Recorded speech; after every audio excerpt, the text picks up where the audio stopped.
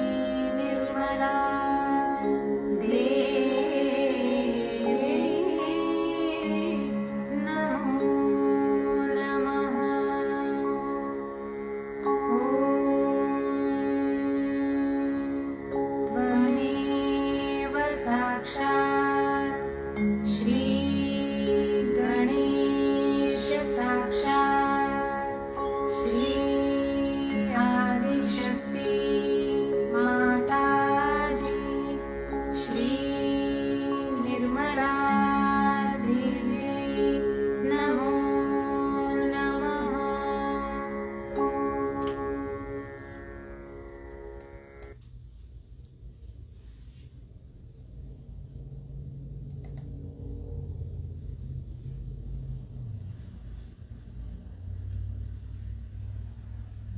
Let's say the prayer to Shri Ganesha. Shri Ganesha, please be kind and merciful and forgiving that you manifest within ourselves. Let all these hypocritical things, all these conditionings, and all the wrong ideas we have, or all the wrong life we have had, just disappear like thin air. And let the beautiful moonlight of your soothing qualities of innocence be manifest through us. Jai Shri Mataji.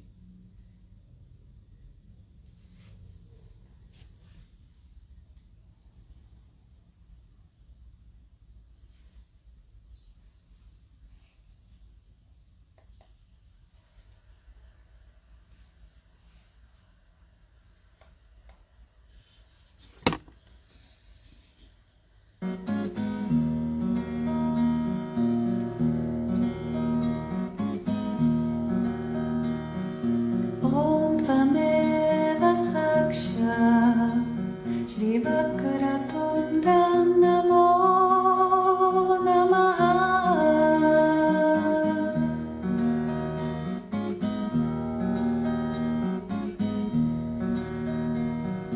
Om Tvameva Sakshat Shri Mataji Namo Namaha.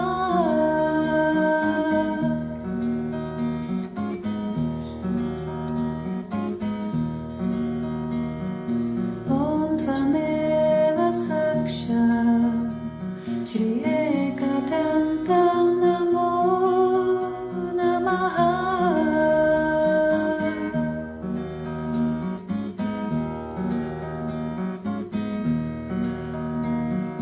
Om Tvameva Sakshat Shri Nirmata Namo Namaha.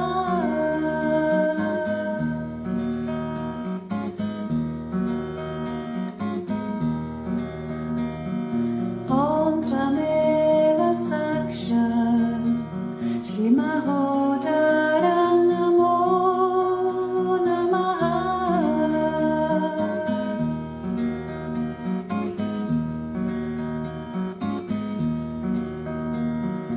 Om Tvameva Sakshat Shri Nirmoha Namo Namaha.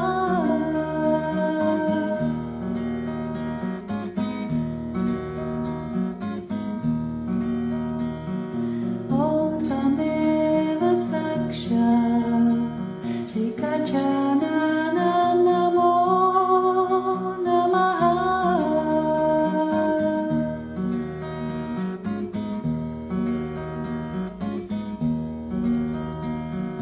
Om Tvameva Sakshat Shri Nirlobha Namo Namaha.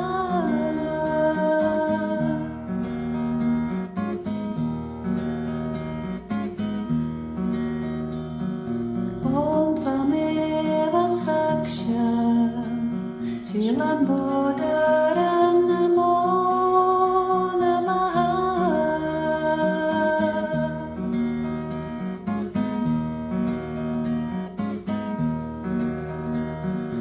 Om Tvameva Sakshat Shri Nishkrodha Namo Namaha.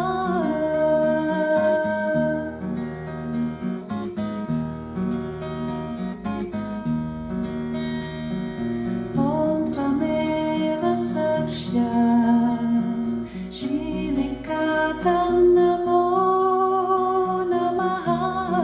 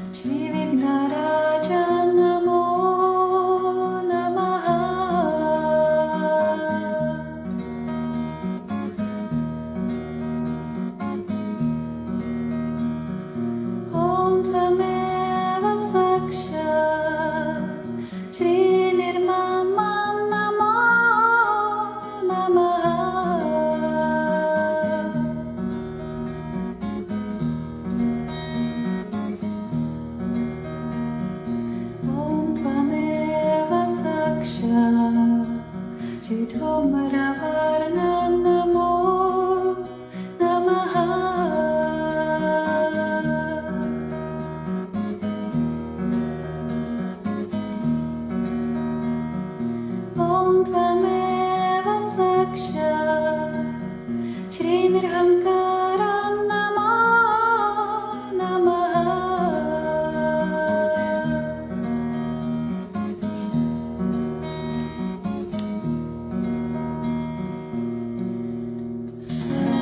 Sakshat Shri Shakti Mataji, Shri Devi, Namo Namaha.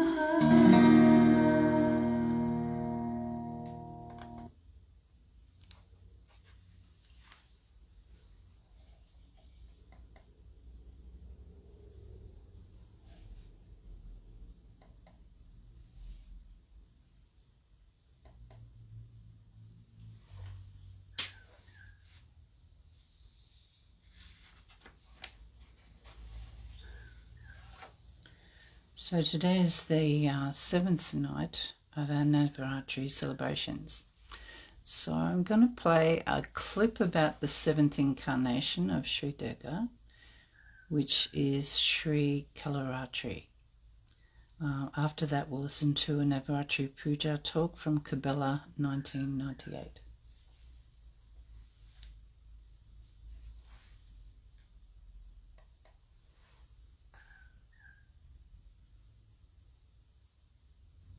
Jai Shri Mataji. Today we will watch the story of Goddess Kalratri. Goddess Kalratri is worshipped on the 7th day of the 9-day-long festival of Navratri. Goddess Kalratri is the fiercest form of Goddess Durga. Unlike all other forms of Goddess Durga, Goddess Kalratri is dark like the night. She has unkempt and untidy hair.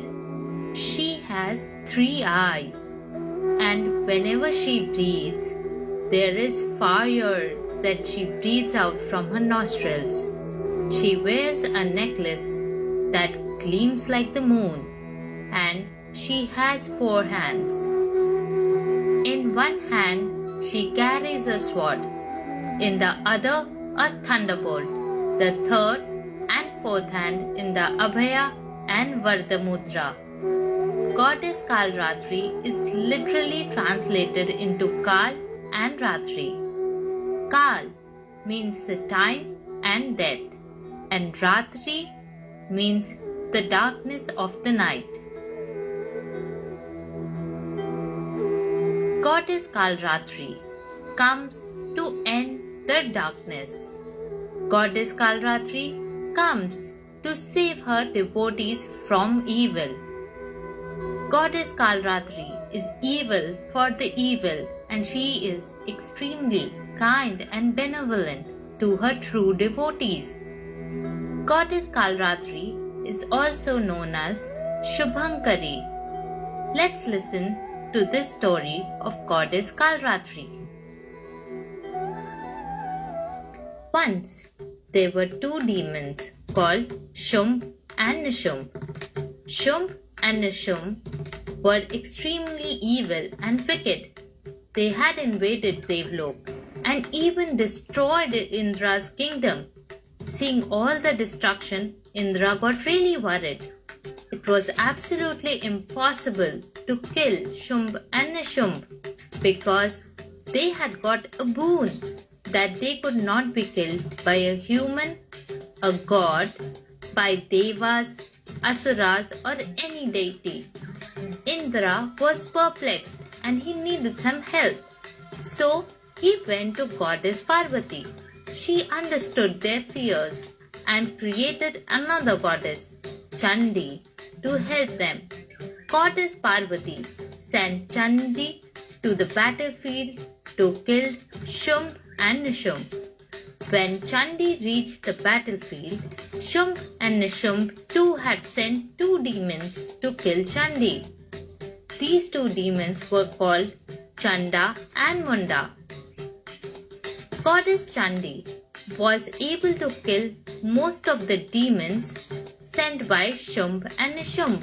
However, demons like Chanda, Munda and Raktabij were too powerful and she was unable to kill them. So, Goddess Chandi created another goddess from her forehead who came to be known as Kalratri or Kali.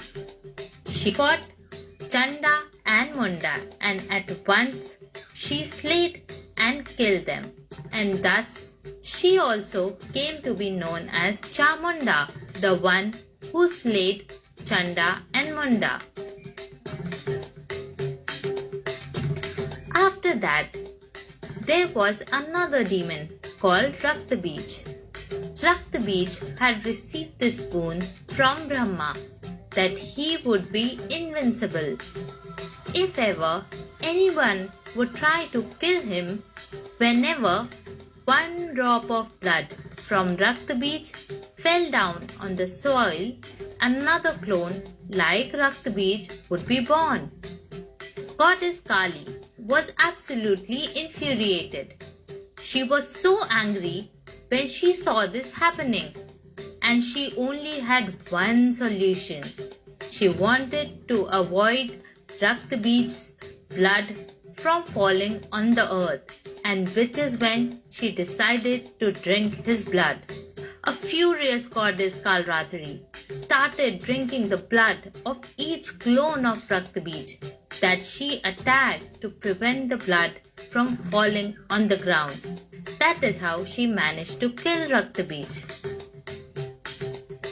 After that, Goddess Kalratri, in the form of Goddess Kaushiki, went on to destroy and kill Shumb and Nishumb as well.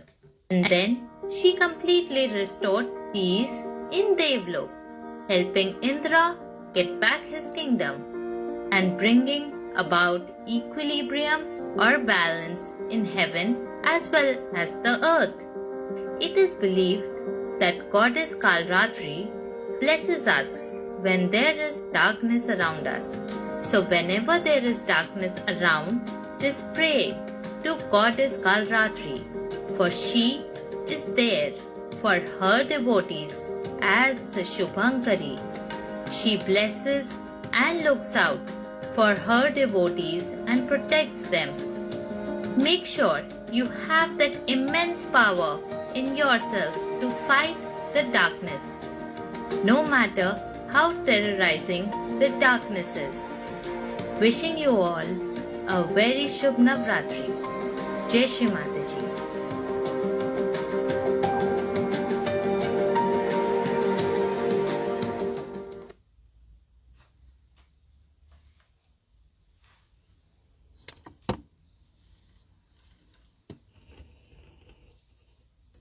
We'll just sit for a few moments and absorb the vibrations.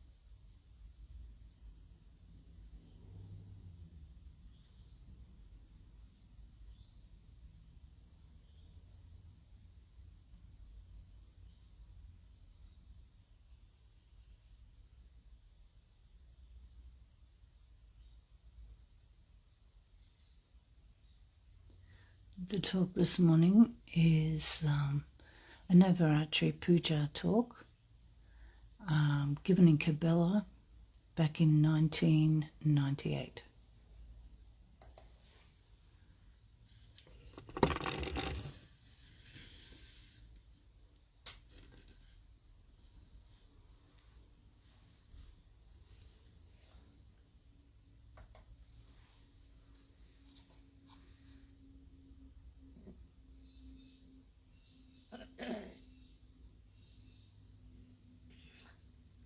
You can't imagine how a mother who has so many beautiful children sees them in such joyous mood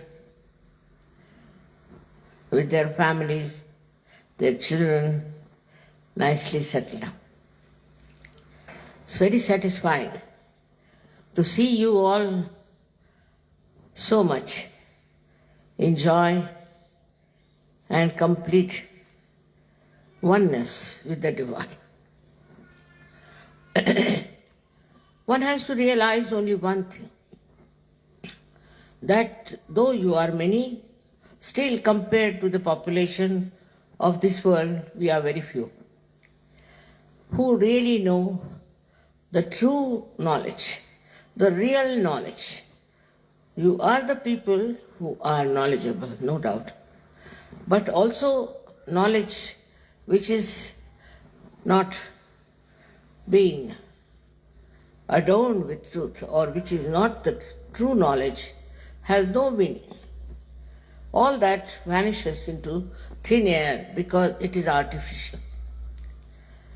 By your Kundalini awakening, you all have achieved that state where we can say, you know what is the real knowledge is. But think of the people who do not know what knowledge is. We take, for example, we say that our knowledge is nothing but love. But one should understand the discrimination. The knowledge that is love within you is just emitting out from your being. You don't have to assert, you don't have to think, you don't have to read some sort of poetry or go into some romantic mood. It's just pure love which emits, and this is the knowledge also. How you have to relate it is this way. The knowledge that you have about yourself is evident, is absolutely expressed on your fingertips, and about others also. You know about others and about yourself. This is the greatest subtle knowledge you have. No one knows like that. Apart from you people, no one knows about themselves or about others. So this knowledge that has come to you, which is extremely subtle, extremely secretive, absolutely secret. If you know about somebody, you know. Others do not know that you know about them. And so this knowledge that you have got is nothing but love. It's very difficult to make knowledge and love put together, because our idea of knowledge is very different. What we read from the books, how can you love from the books? What love means, our attachments. To us, in ignorance, we get attached to people, to children, to family, to things. By getting attachment, it is proved that we do not have the knowledge. If you have the knowledge, then all attachments should just drop out and you should become a global personality, a drop in the ocean. For example, we are attached to many things, like we are attached to our family. Something happens in the family, we get very disturbed. We can't bear it. If anything happens to our children, we think horrible, it's just the whole world is falling on you. Then from family you move on, you are attached to your friends, to your neighbors, you are also attached to your country. Attachment to your country is also not knowledge. Once you are a realized soul, you just start seeing your country clearly. What wrong it has got, what ignorance it has got, in what darkness it exists, and in what way it is quarreling, fighting for rights and things. But with the knowledge that you have within yourself, you see it so clearly what is the problem of your country. Then you try to improve that. through your love. Means the power of your knowledge is love. If you have all the knowledge within you, and if you are just sitting at home and meditating, it is no meaning. What you have to go is to go about, tell people. You have to meet other people, your friends, your family, and other relations about your knowledge. If you cannot go do that, then your knowledge is not with love. It's such a connection between the two. You feel like telling everybody that you've got your realization. You feel like telling everyone that you are a realized soul. But in that you feel that you are expressing your ego. All right, by some other way, some other methods, you can express to them that you have the true knowledge. When you have the false knowledge, you can get ego. You can think that I know so much, I know about this, I know the color of the carpets, all the shades, everything. Any stupid thing, if you know, you think that you are very great. That's the sign of stupidity in your head also, that you think this is very great to know. Now we have discovered that through all kinds of acquiring knowledge in the whole world, what we have achieved? Nothing. There are wars going on. There's all kinds of destructions coming in. I saw in the television this George, it's a whirlwind which is going around and is killing so many people, is destroying so many people without understanding what he's doing. But he's there and he's acting very well. So is it that he doesn't understand? Or is it that he understands and that he's doing something just to correct people? This also we should have full idea. Like yesterday, when I came here, it was raining heavily. And then I sat down and suddenly it stopped. Stopped till the whole program was over. Till I spoke, it was not working. But suddenly when you started clapping, also it started clapping. That's what it was. So even the nature knows who you are.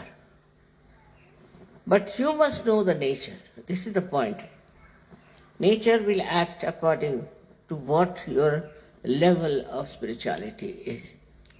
Surprisingly, I always felt that there cannot be levels of spirituality. I felt that once you get realization, you are there. But later on discovered I was wrong. It is not so. Even after getting realization, I found people had so many obstructions in rising. There were so many temptations which were keeping them down. So one had to work out on different chakras, different nadis, somehow or other to make you perfect. Because the perfection within only will give you the authority to use this knowledge. There are, as I told you, two ways of doing it. The other day I told you that you should not react. It's human nature to react. It's absolutely human. But if you have to become superhuman, you should not react. By not reacting, you will grow. Definitely you will grow. But if you react, then you cannot grow. Because you are working under the pressure of other things that is not yourself. Now supposing, as I said, I see these carpets, I know the color and this and that, and I react to it, finished. I will not have any sense of judgment if I react to it. But if I don't react, then I'll know whether these carpets have got vibrations or not. Are they emitting vibrations or not? Now what are these vibrations? That is the love. So the communication is like this. If you have the light, you can see things. So when you see things, the light is there, and light gives you the perception, gives you the vision to see things. In the same way, when you are enlightened, what happens that these vibrations start flowing, just like the light. And in that light you can see things which are good and which are bad. But sometimes we put the same parameters as human beings do. Like you go to some house, a very nice house, very good house. All these things make you very happy. But actually, what about that house? Is it having good vibrations or it's having bad vibrations? Is it worth living there or not? Like the other day they told me they can get a very nice place in Milan, little beyond Milan, on rent, very cheap. I said, why is it so cheap? Immediately I felt the vibrations of the place. I said, did you go and see the vibrations of that place? They went and saw it was all burning. Then they found out that there was a Scientology there for years together. I said, that's not the place where you can live. You have to have a very pure place. Even hut of a poor man would be better than this comfortable so-called place. So one has to use the vibrations all the time to understand everything that you are doing. In that also it can be misleading. Some people feel vibrations and they tell me, Mother, I felt the vibrations and I felt I should marry this man. I said, you did feel the vibrations? Yes. Yes, I did, very much. And I must marry this man. And when I see the man, I see the booth in him. I said, my God, what sort of vibration this lady has felt about. So in your judgment, what is there? There is no pure knowledge. So see how connected they are. Vibrations, which is love. And also the other thing which you have to have is the knowledge, the pure knowledge, the true knowledge. We can say that pure knowledge and true knowledge is like the energy, like electricity. And the way you feel it, the way you understand it, it exists, that is love. People don't understand also what is the love is. They get mad after someone and say that, Mother, I think that I'm in love with that person. And after 5 days they'll come and say, Mother, no, I won't have anything to do with that person. Why? Because you have not got the pure knowledge. You did not feel the pure knowledge in that person through your vibrations. Now see how connected it is. Like we can say the sun and the sunlight. What is the difference between the two? Sun is there. When sun comes, there is sunlight. So what is the difference? Or we can say the moon and the moonlight. What is the difference? There is no difference in these two things. One is the moon and another is the light. So all these things are very, very confusing, that we don't understand how confused we are about it, and we don't understand how our vibrations can mislead us. Because vibrations are there, all right, but sometimes even if they are missing, just to justify yourself, you will say, we have vibration. And we feel that it's very good, excellent. And later on you will discover that is not so. So even now, when we are realized souls, we should know what is encompassing us, which is around us. What is that which makes us feel that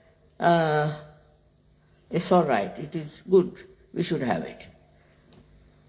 Once we start understanding that vibrations of pure knowledge are of a very different nature, then you are not attached to that person, you are not attached to that family, you are not attached to that country, nothing. But what you feel is the pure vibrations coming to you. This is the point which is very confusing. When you say my vibrations are good, I like those vibrations, and while you jump into the ocean of filth. Many people have asked me, Mother, why is it sometimes we make mistakes? You do not make mistakes. It's your ignorance which is darkness. And that's why whenever you plunge into it, you fall into trouble. So to understand that our knowledge has to be completely clear. Like in our house, supposing we have a lamp, it's dirty. You cannot get the light. In the same way, if our heart is not clean, especially our heart, if it is not clean, then we start doing things believing that is right, and by which we hurt ourselves or others.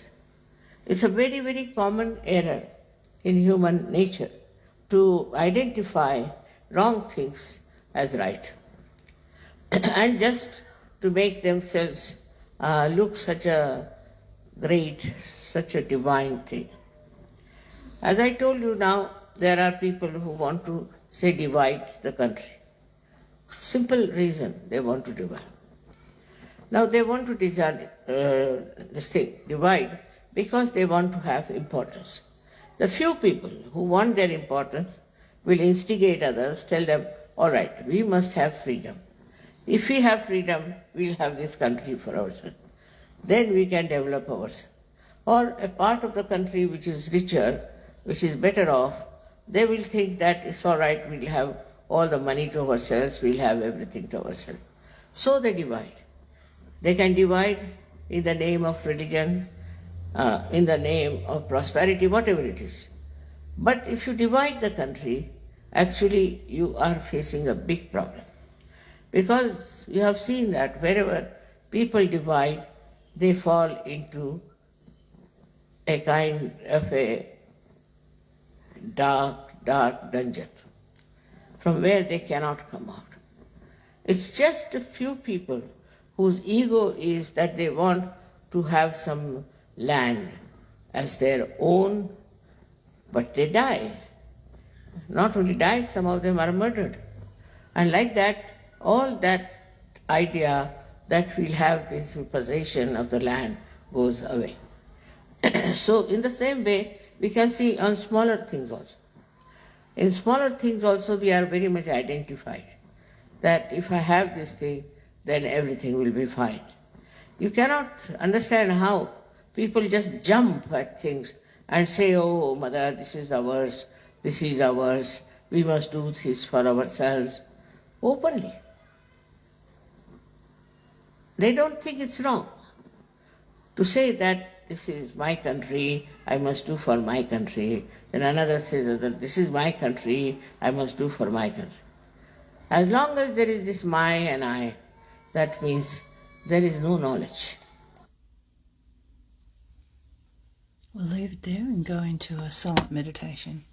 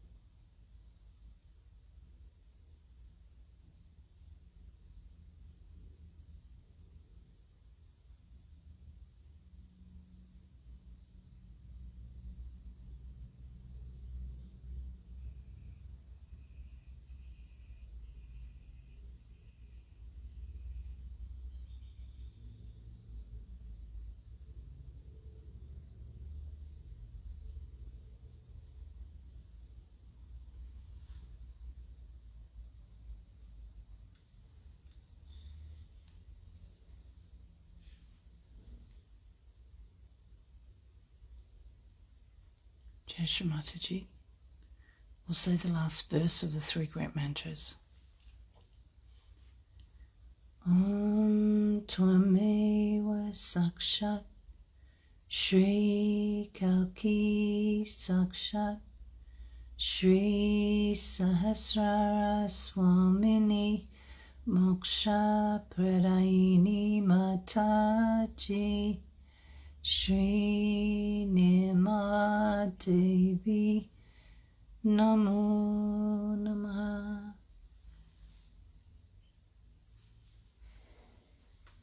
Thank you so much for being part of the program this morning. Hope you continue to enjoy the rest of Navaratri, and I hope to see you again next week. Jai Shri Mataji, everybody. Have a wonderful day.